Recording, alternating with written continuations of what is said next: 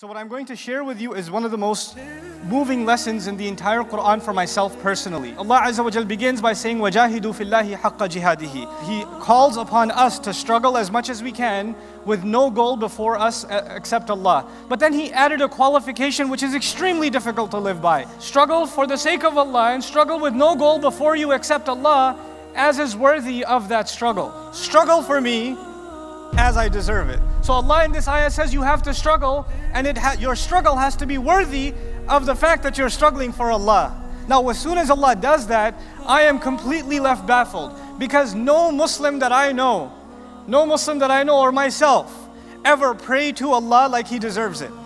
We don't pray to Allah like He deserves it. We don't thank Allah like He deserves it. We don't mention Allah like He deserves it. We don't remember Allah like He deserves it. We don't obey Allah like He deserves it. And yet we are here today responding to Allah's ayah where He's saying, struggle for me as I deserve it. Based on something He sees in you, He has selected you.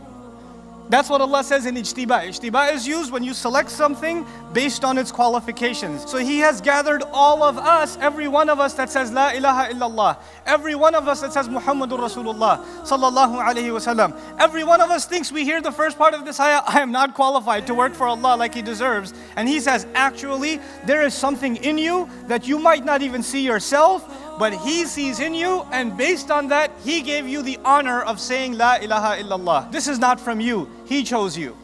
And you wonder, some people think, maybe I'm just Muslim because my parents are Muslim. Or I just happen to be Muslim because I come from a Muslim country or whatever. Huwa ijtabakum suggests that every single person blessed with La ilaha illallah, and there is a majority of humanity that isn't. They're not blessed with this word.